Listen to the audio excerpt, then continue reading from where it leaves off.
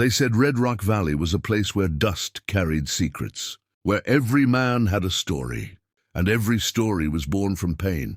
That morning the sun rose lazy over the golden hills, spreading its light over the old wooden fences of the Carson.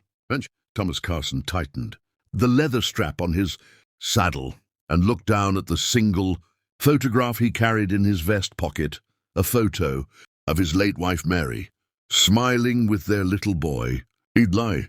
It had been 3 years since she passed, and still her absence burned like a slow fire in his chest. He had woken up that morning with one purpose: to ride down to the market in Dry Creek and buy a new horse for the ranch. His old mare, Bella, had grown weak with age, and the ranch work couldn't wait any more, so he packed a small bag, patted Eli on the head, and said, "I'll be back before sunset, son."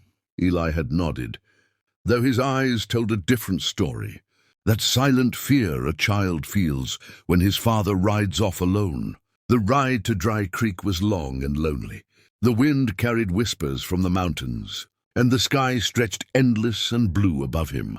Thomas rode with a quiet heart, thinking only of work, not knowing that destiny had already written a different plan for him that day. When he reached the market, the place was alive, traders shouting, horses neighing, dust swirling in the air. He tied his horse outside and walked through the lines of stalls. The smell of hay mixed with sweat and smoke. There were saddles, ropes, boots, and horses of every color. He was just about to approach a bay stallion when his eyes caught something that didn't belong there.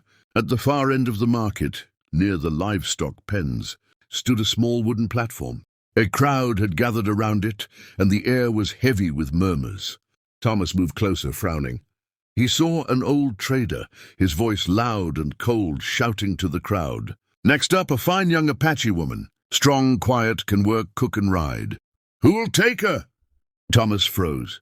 His gut twisted. He had seen things in his life, storms, death, and loss, but this felt wrong. The woman stood barefoot, wrists tied, her long dark hair falling over her shoulders. Her eyes were deep, unreadable, like the calm before thunder. The trader's hand gripped her arm roughly as he barked prices to the men below. Thomas felt his blood boil.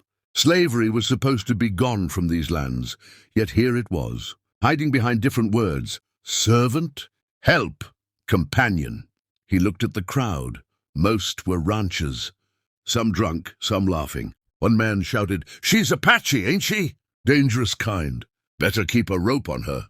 The crowd laughed, but Thomas didn't. He looked at her face again, and for a second something shifted inside him. There was no fear in her eyes, only pride and deep, silent sorrow. She wasn't broken. She was surviving. The trader shouted again, "Who'll start the bid?" $20. Thomas stepped forward without thinking. "I'll give you 25. The crowd went quiet. The trader squinted at him. "You sure, mister?" "She's wild blood. Hard to tame." Thomas's jaw tightened. "I said 25. Another man raised his hand. 30! Thomas didn't blink. 40.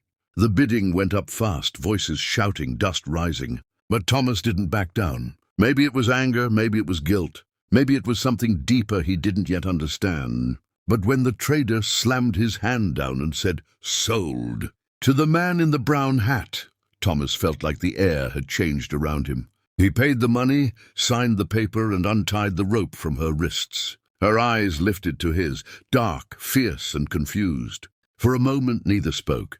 Then he said softly, "You're free now." She didn't reply, just looked at him, her face unreadable. He handed her a small cloth of water. "Drink," he said quietly. She took it, hesitated, and then sipped. The trader spat on the ground. "You wasted good money, mister. These Apache women don't speak much. Don't trust anyone."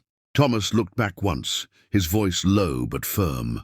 "Then I guess she'll fit right in." They walked out of the market together, a white rancher and a proud Apache widow, two broken souls bound by accident. The people watched them go, whispering, some laughing, some shaking their heads. But Thomas didn't care. He didn't know why he had done it.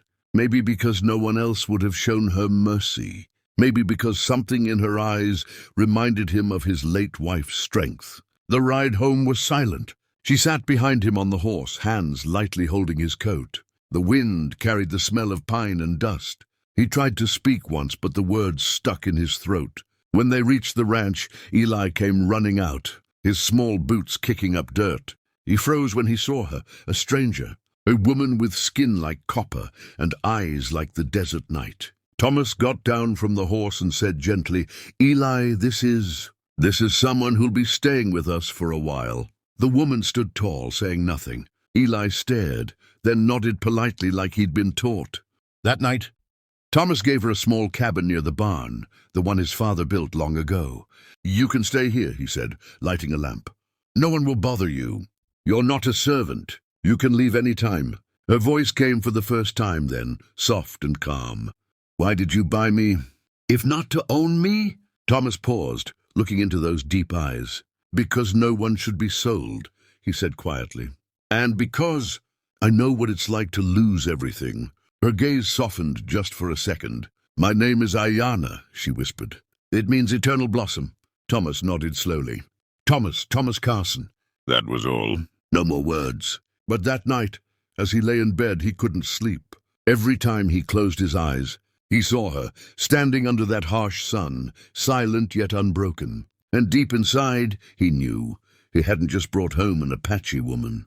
He had brought home a storm that would change everything. The next morning, she was already awake, helping Eli feed the chickens. Thomas watched from the porch, something stirring in his chest. The strange warmth of life, returning where there had been only silence. The neighbors would soon talk. The town would whisper. But Thomas didn't care. For the first time in years, the ranch didn't feel empty. And though he didn't know it yet, this woman, this widowed Apache, was going to heal wounds deeper than he ever dared to face.